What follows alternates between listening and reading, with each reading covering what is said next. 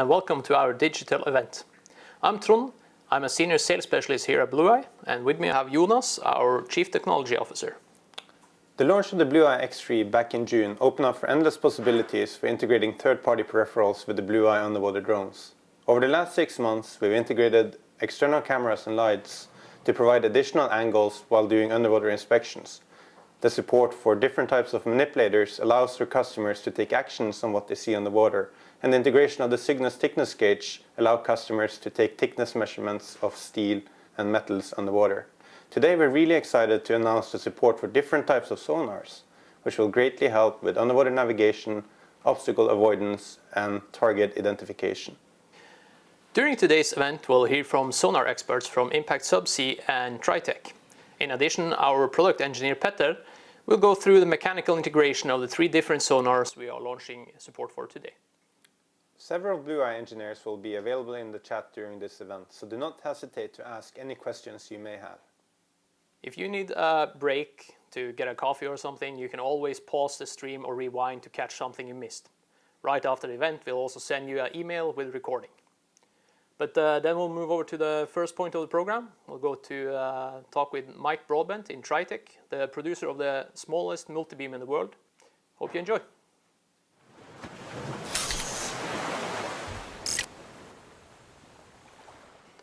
Hi again.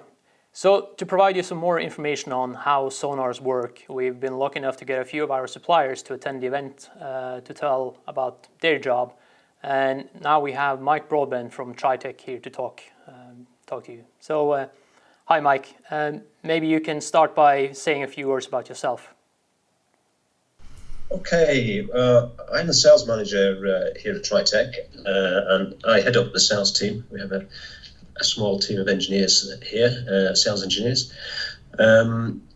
I've been in the underwater industry for longer than I care to remember, really. Over 35 years, it must be over 35 years. The majority of that time in underwater, but I did take a few years out working on some land-based military equipment. My early years were electronics design, moving into technical management. And I got involved with Tritech about 19 years ago.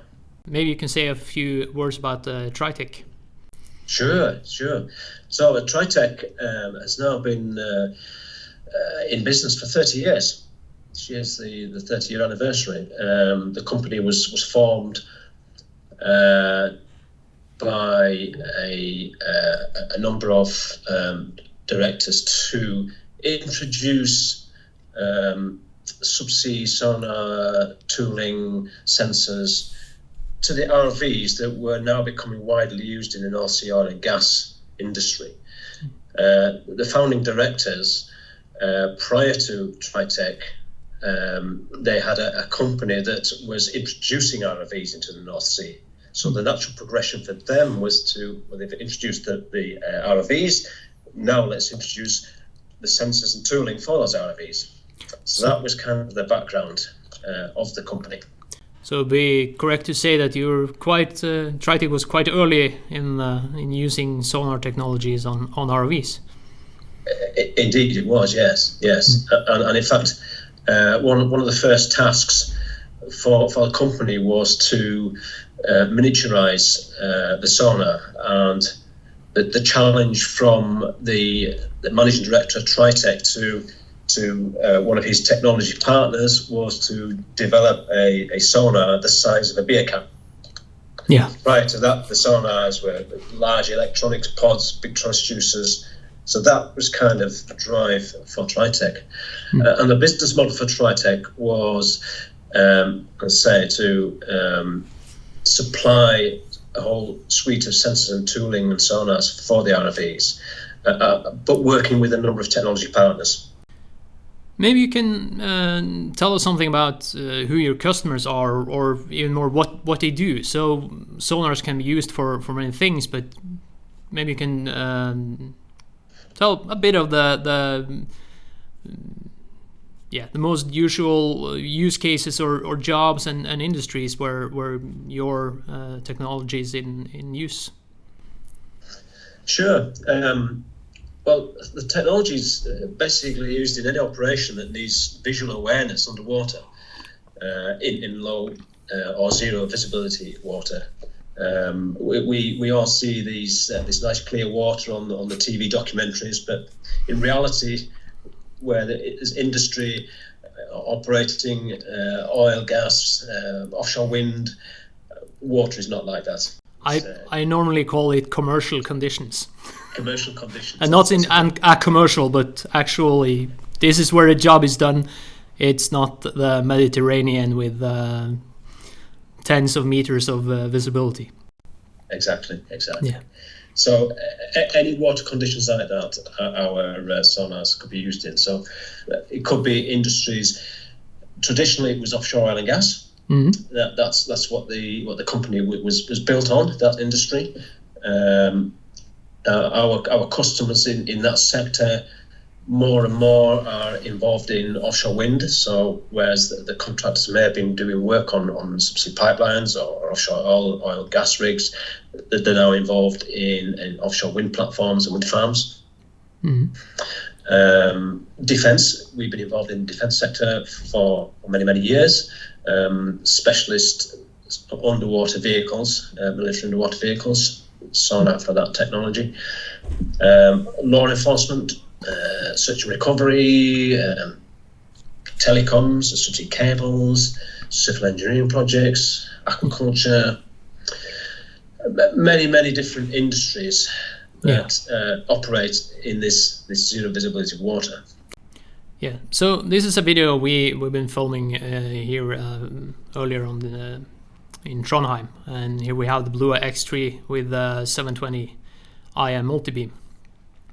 Is this a typical way of using it as you see it? Absolutely, and it's great to see the little sonar mounted on the top of your vehicle there. You see, you've tilted it down slightly, so that gives you a bit better imaging of the seabed. Now you can see the ROV navigating towards what looks like a harbour wall, and you can see the solid line. Yeah, so we're running the sonar on the Blue, and we have a PC running your Genesis software.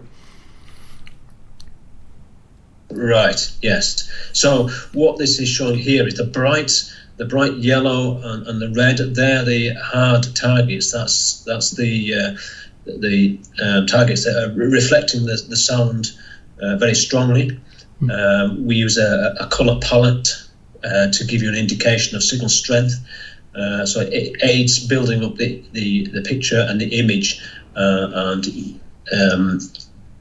you can sort of navigate towards that wall, and it's giving some reflections off that. Looks like the propeller of a ship.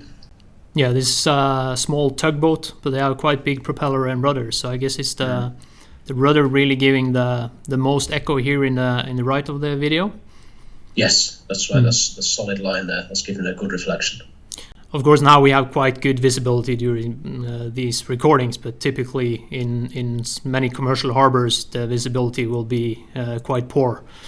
Sure. And what was interesting there is that you were actually using it for effectively inspecting that rudder. You're stretching the ability of the sonar. You're not just using it for navigating, you're using it for navigating to the target, and then inspecting it. You're able to get the sonar image of the rudder. Yeah, and that's a question we got from a lot of our customers is they need to know where they are. So on a ship, if you have a 100, 200 meter big ship, you need to know where you are. And what we could see with the multibeam is you might not pick out every detail of the rudder or the propeller, but you can certainly decide that is what you're seeing. And also with the range, you can say, okay, I'm 30 meters away from the rudder. Then you know where you are on the ship. Exactly. Yeah. And in your navigation of the vehicle around the harbour, you will be aware of any hazards or obstacles and you'll be aware of your position within the harbour environment as well. But you've been in this game for quite a while, and in some sonar images is not as easy to identify as the one from a hammerhead, where you can clearly see it's a shipwreck or a car. Often here we're working on ship hulls. They have angles going away. The rudder was really clear, and you can understand that is. But with your experience, a user which is maybe not so familiar with sonars, is this still a usable tool?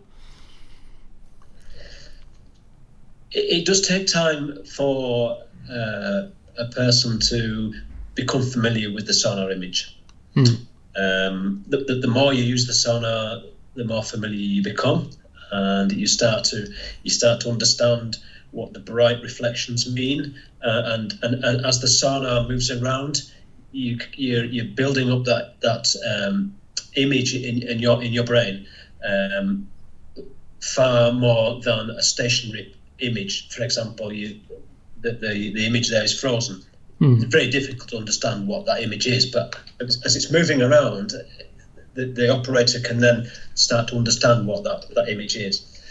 And that maybe is the benefit of a multibeam here, as you said, with the small drones. They move quite fast, and with a single beam sonar, you have to wait for the picture to update. But here it updates several times per second. Sure, yeah. And that's the real benefit of the multibeams. So maybe you can tell me what's unique about Tritech as a sonar supplier. Okay, a few things. The small multi-beam imager. No other sonar supplier has an imager as small as that. It's the world's smallest. So that's unique to Tritech. Another thing that our customers tell us, and it's the reason they come back to us time and time again, is the products are very reliable. We design for reliability and robustness, and the sonars have become well established in the market because of that. Going from the scanning, the super seeking scanning sonar years and years ago, that is now pretty much the industry standard obstacle avoidance sonar on work class ROVs, and then more recently the Gemini 720IS multi-beams has become industry standard, pretty much industry standard, and very widely used on the work class ROVs. And of course they're operating in very harsh environments, very deep water, and if there's a failure on those, it stops the ROV working, it stops the ship working. It's a big expense for the companies, the customers. So reliability is very important. So we've been able to bring that through to our small sonars, so that reliability is on the smaller mini ROVs as well. We have a wide range of products and technology for many markets. We've got the scanning sonars, the multi-beam sonars, we've got side scan sonars, we've got sub-bottom profilers, we've got profiling sonars, lots of different type of technology that are used in lots of different industries, going from shallow water with mini ROVs to deep water trenching machines, the work-class ROVs, the high-spec military requirements. So we have a lot of knowledge and experience from all those different markets. So transferable knowledge, if you like, that we can ensure all our products are designed to meet all these requirements. Therefore, we get a first-class, reliable product. I mentioned earlier, the company's been operating for 30 years. We've got 30 years of sonar knowledge. Quite a lot of our team at Tritech have been here for many, many years. Lots of knowledge of our customers. And you can go through to things like we have a 24/7 technical support available from our application engineering team. So day or night, problem with the sonar, you can always get to speak to somebody at Tritech to give that technical support. Yeah. So just a number of points there that, you know, make us what we are. Yeah. And they your customers contact you on the support line? Yes, they do. Yeah. Not me personally, but the application engineers, sure, yes. Yeah. I think that's an important part. Is as you said, you're working with your customers and getting those feedbacks from the customer, even if there is might be an issue. It's very important to on how you continue to work. Exactly. We talked a bit about the 720 multibeam, or now the new Micron Gemini, and we talked about single beam and side scan, and maybe you can short tell us how does a multibeam sonar actually work? Okay, that's a good question. It's a good question. So if we first consider the scanning sonar, which is a single transducer that mechanically rotates, and it builds up the picture as it's rotating. So it'll send a pulse of sound out. It'll get reflections back, and then it will step to the next position, send a pulse of sound out, and get reflections. It builds the picture up. Now the multibeam has an array of ceramics. Now I'll just try and share a little animation here to explain. Along here, you see these elements. So this is the receiver array, and then underneath there's a transmitter array. This is an illustration of our 720 IS, so that one of our bigger sonars, but the principle is the same. You have an array of receivers.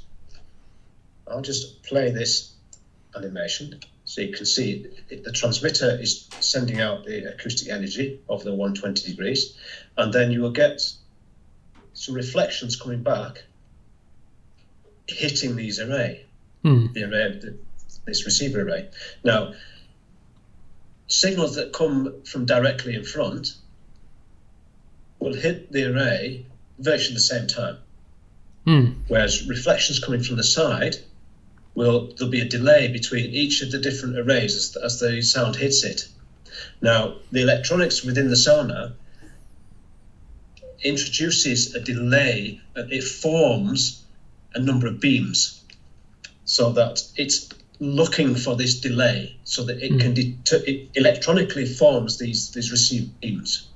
So it's not just one sound going out, multiple sounds in different small delays.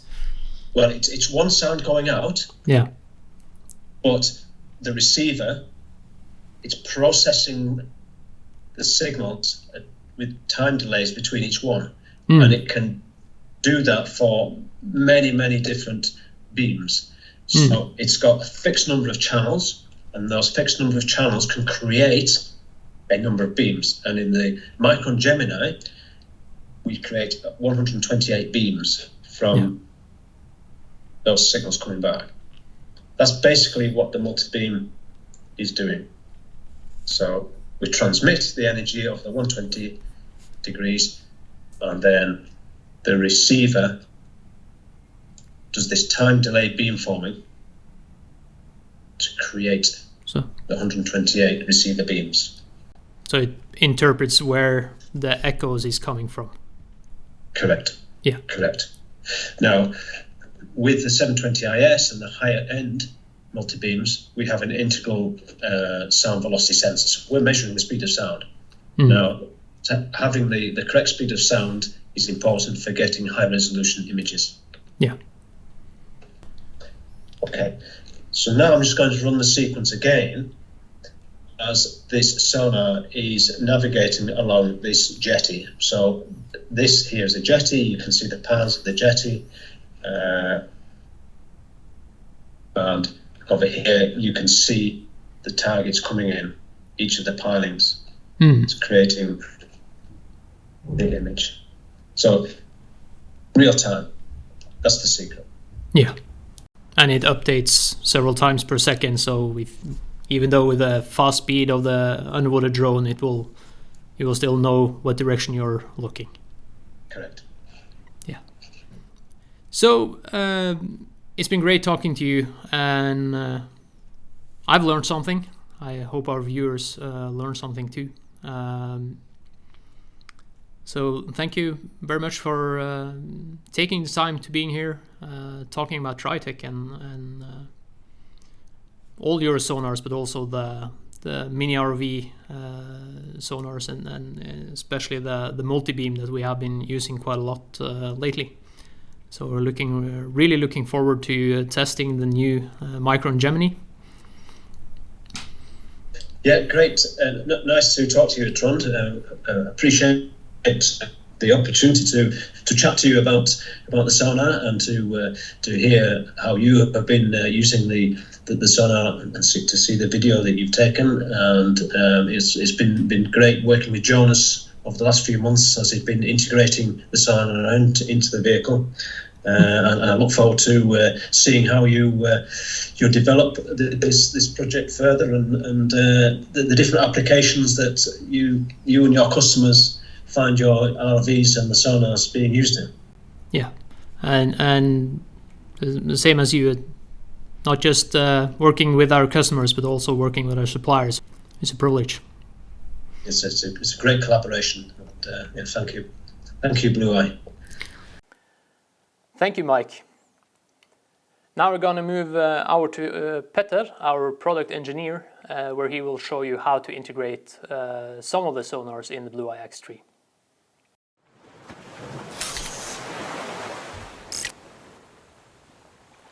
Hi, my name is Petter and I'm a product engineer here at Blueye Robotics.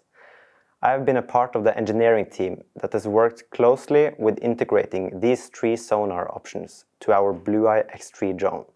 All of the sonar integrations have been made with careful consideration to how it will affect the hydrodynamic properties of the drone. The final product reflects this in a sleek integration between peripheral and drone. All of these sonar options comes with software from the manufacturer, which makes it very easy to get an overview over the situation when you're out diving with the drone. First up, we have the ISS 360 from Impact Subsea. The ISS 360 has a small but solid metal build. This option is definitely for the professional who requires the highest quality sonar imaging from their peripheral. The ISS 360 has a scanning radius of up to 90 meters, so you can get a very wide overview over the diving area where you are diving with the X3. This sonar is connected mechanically to the frame of the drone itself, which means you can take off the covers of the drone without having to remove the sonar itself. We have added extra buoyancy to the drone, and this is so the weight of the sonar won't affect the diving properties of the drone when you're out diving. Let's have a look at our second option. Here we have the Ping 360 from Blue Robotics. This is a similar integration as the ISS 360. With the Ping 360, you have 2 different mounting options based on your needs. Either you can have a more seamless integration of the sonar here in the back of the drone, or if you have multiple peripherals and you're gonna change them out over time, then it's also possible to have the Ping 360 mounted on the universal mount in the front of the drone. Both of the options has different pros and cons, and it's up to your use case to decide which one is best for you.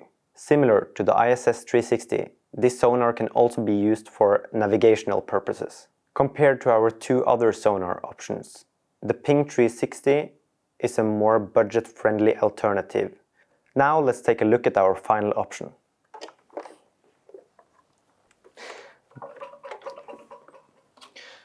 This is the Micron Gemini from Tritech.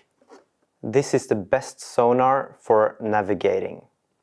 And with the mounting we have done here in the universal mount for the X3 drone, you can either have it pointing directly forward, or you can angle it slightly downwards to get a better view of the seabed.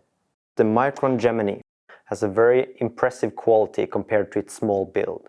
It's easy to get detailed sonar imaging of your underwater surroundings. With the Multibeam, you get a 90-degree field of view and up to 50-meter range. This is a small, light option for the professionals who require high responsive imaging of their underwater surroundings. All of these sonars have different areas that they excel in, so it's important to find out which one works best for your job to be done. You can find all the technical specifications for all of these sonars on our webpage. And if you have any questions, ask them in the chat or reach out to our team, who will happily answer any questions and help you find which sonar is right for your job to be done. Thank you for watching.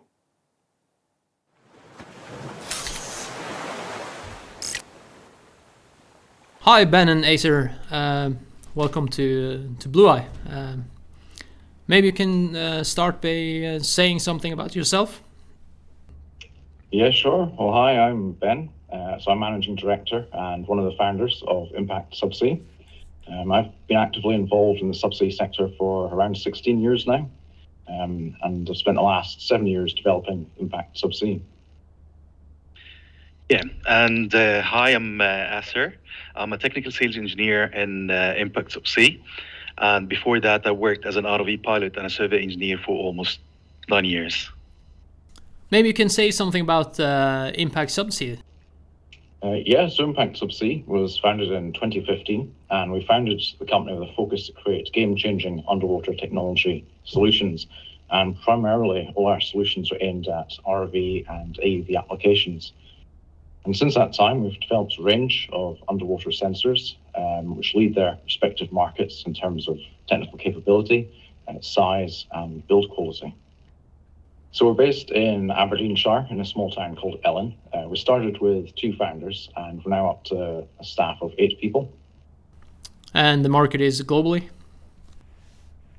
Yeah, it's a global market for us. We operate around the world. We've got a network of 20 distributors who resell and support our products locally. And we're probably about 80% exports. So who is your customers? Maybe you can tell me something about what kind of industries, operations, the things your customers do with the technology. Okay, so mainly our sonars are used in many underwater industries. That's including like oil and gas, renewable energy, aquaculture, scientific, defense. And within these areas, the ICE S360 sonar and also some of our other sensors used with different kinds and sizes of ROVs and AUVs. And mainly it's used to help in navigation, search and rescue activities, treasure hunting, general underwater terrain exploration. Mainly, if we're talking about the ICE S360 more, it's kind of ideal for kind of applications where you need to see beyond what you see in short range cameras. So you can see a 360 degrees of field vision around the ROV or the AUV, and as far as 90 meters away. So you mentioned navigation, but you have other areas where you can use your sonars.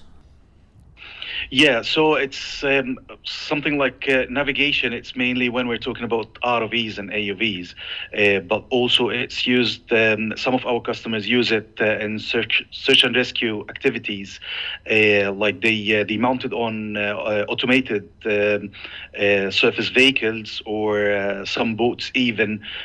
Some people drop it like in frames and drop it in the water and just for discovering something what's there underwater. Some people also like use it for like monitoring fishes and these different kind of stuff.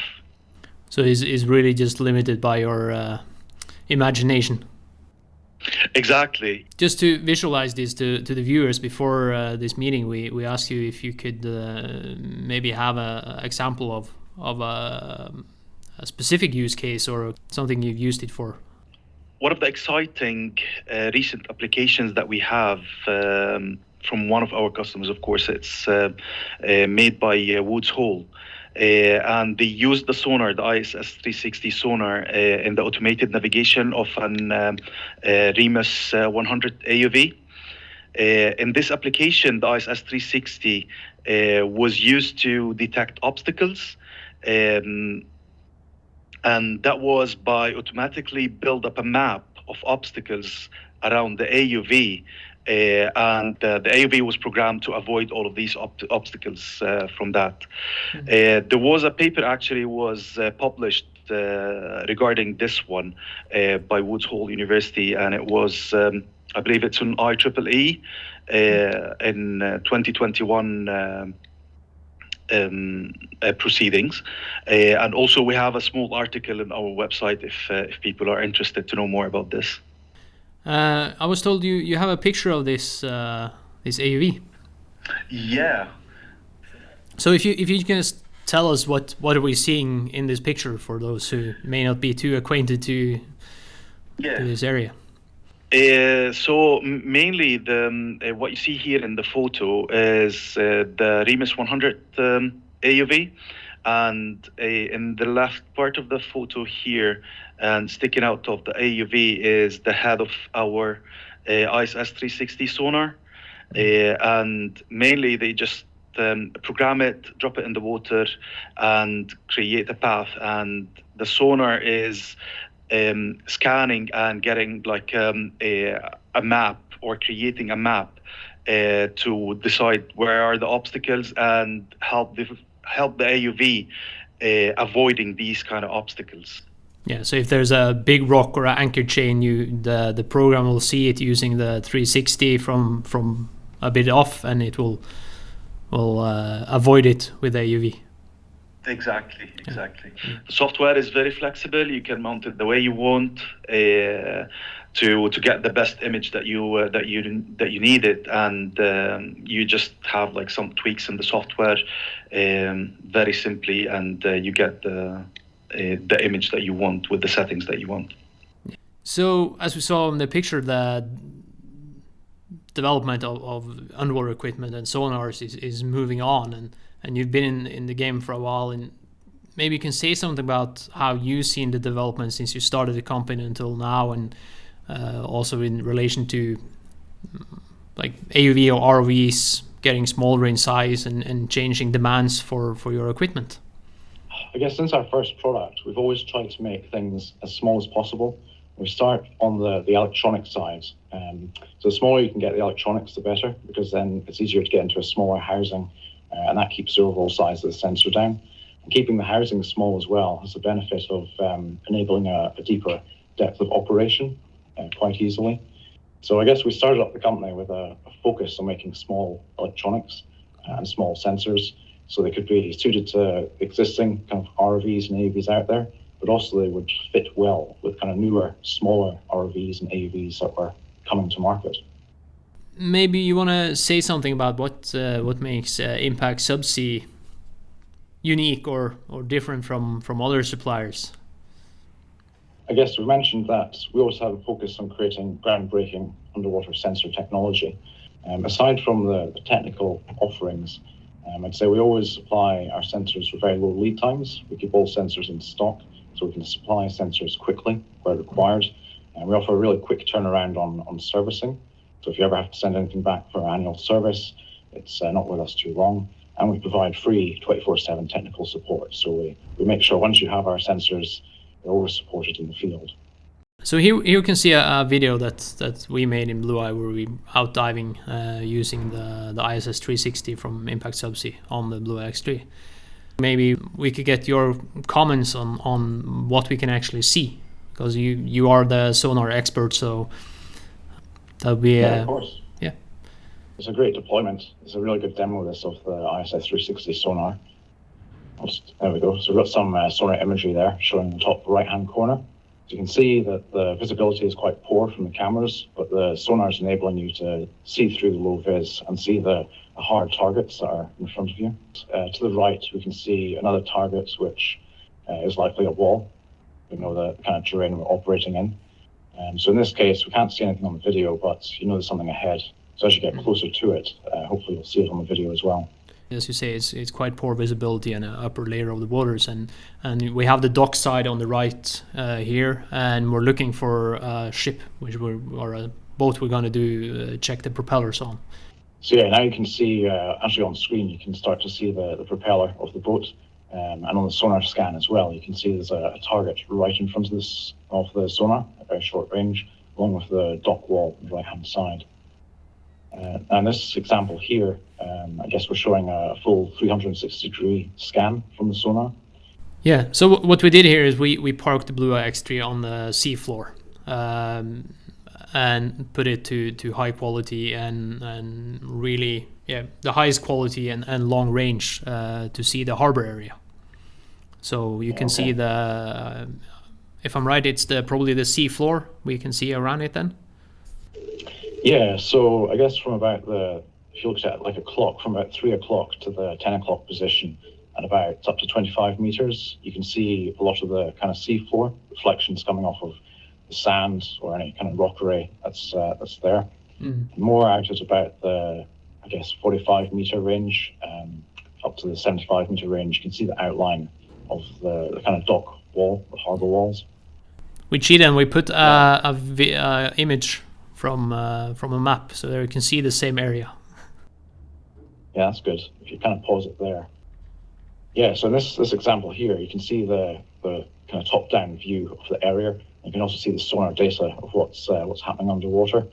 So you can see where the sonar has been positioned. You can see the, I guess, the sea floor or the harbour floor, and any kind of returns in there. And you're also picking up the harbour wall down at the kind of 6 o'clock position.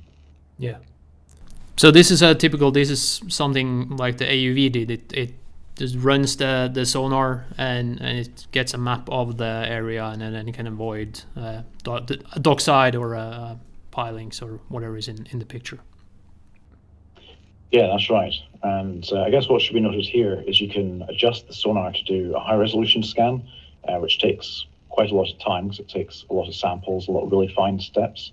It slows it down, but you get a much crisper, high detail image. Or you can adjust it to do a really fast scan. So it can scan very quickly, maybe if you're navigating and moving at the time, so you avoid any obstacles in your path. So if you're not too concerned about the quality of the imagery, you just want to know, is there a hard target somewhere around me? You can very quickly scan around and give an update. So earlier in the event, I was talking to Tritech, and we were talking about the Multibeam Sonar, and where you can see it really used for navigation. But what you're saying is, if I put this on maybe on a smaller sector and run it with higher speed, I can also very efficiently use this as a navigation sonar too.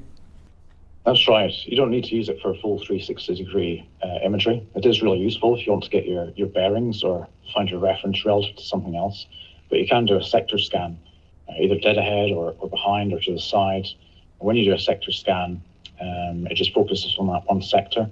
And if you drop the resolution, it can scan back and forth very quickly. So in terms of the range resolution you get, down to 2.5 millimeter range resolution, which basically means that's the smallest kind of target you could differentiate between. That's an exceptional range resolution. So to get that capability on a small ROV is really useful. And also to get longer range capability up to 90 meters away is ideal for basic navigation, obstacle avoidance. I know that Impact Subsea have a Blueye. Have you been able to experience with the Blueye and your sonars? Yeah, actually, we bought the Blueye X3 for demoing our sonar to our customers, and actually it's a very good size. It's small and very easy to carry on and just go somewhere and drop it in the water and get some data to show it to customers. And when I tried it, and from my experience, as I mentioned before, I was working as an ROV pilot. It's really easy to fly and control. So yeah, I was really happy using it. That's good to hear. Our plan is to go out with the vehicle a lot more in the coming months when it warms up a little bit in Scotland and it's not sub-zero temperatures. We've deployed the ROV in an abandoned quarry, flooded quarry. So we've got the kind of profile of the quarry as we kind of went around it. And yeah, in time, our plan is to go out and get more exciting data that we can share with you. I talked about this with customers and also suppliers, and what we see is sonar is just one thing. It's a lot of different use cases as technology, and even within one technology you can have different use cases. And I wonder if one of you could say something about how you look at that, because I mean it's about picking the right equipment for the right job. Yeah. So it is quite a diverse market that the sonar is supplied into. I mean, the primary market is ROVs and AUVs. But yeah, we find all kinds of applications. We've had monitoring applications in aquaculture, looking at kind of nets for fish. We've had treasure hunters use the sonar before, where they found somewhere underground which is flooded, and they want to have a look down there before they actually send divers down there. So they send a sonar, sometimes just the sonar on a long cable, or sometimes with a small ROV. Yeah, there's a lot of random ones. But it is not just any old sonar. Then if you're gonna go treasure hunting in a flooded mine or something, then you need one kind. And if you want your AUV not to crash, it's important to have the other kind. So yeah, there's always I mean, with any technology, there's compromises. I guess if you want something really small and compact, traditionally you compromised a lot of capability to get down to that size. Whereas I guess we've kind of bridged the market a little bit, in that we're offering something really small and compact, but it's got the capability of a larger sonar.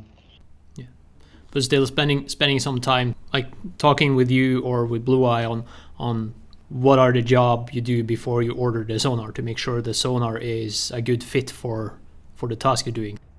Yeah, that's right. You need to have a clear understanding of what the end user is trying to see, what they're trying to achieve. And once you've got that, you can advise whether a sonar is the best item for that, or whether they need some other kind of sensor technology. So what would you say is the main difference between this sonar system and other sonar systems?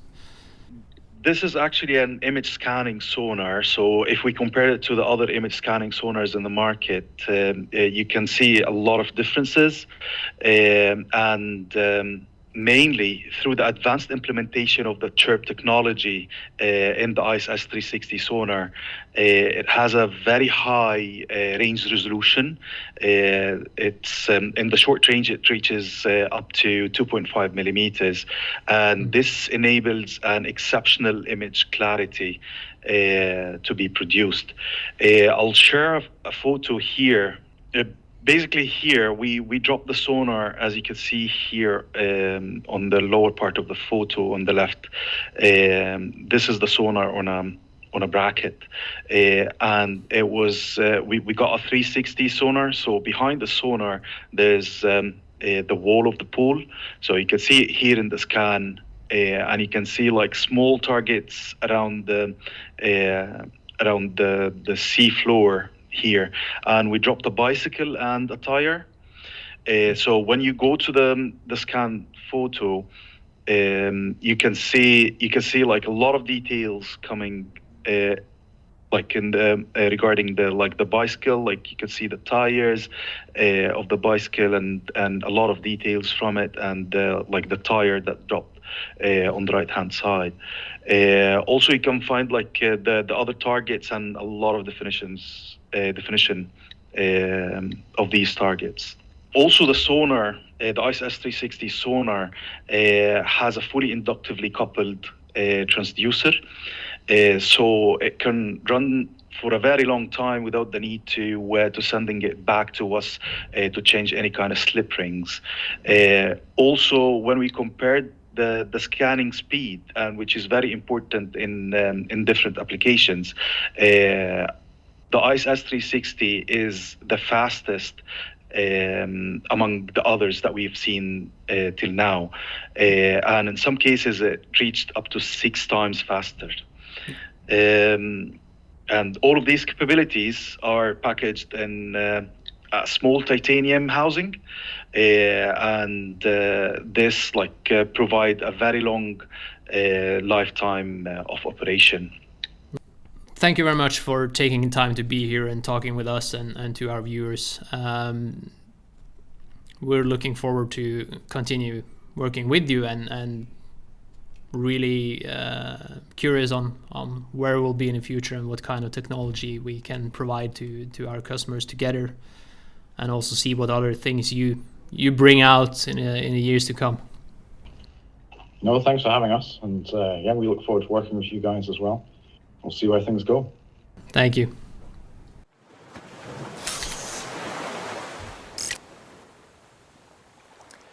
It's so great hearing from the experts out in the field, and also thank you to Petter for a really thorough explanation of the integration of the ISS 360, the Ping 360 and the Micron Gemini Multibeam Sonar. I hope you all learned something today about how to use sonars on ROVs and how they can be helpful in your day-to-day operations. If you have any feedback related to the event, please give it. We're always working to improve. You will very soon receive an email with a link to the recording and relevant info. And also next week we're attending the No Shipping event, so if you're in the area, please come by our booth in Hall B. As we wrap up the event, I want to thank you all for watching and also for everyone participating. We will be staying in the chat for another 10 minutes to answer questions, so don't be afraid to ask if there's anything. I hope you enjoyed following us today. Take care.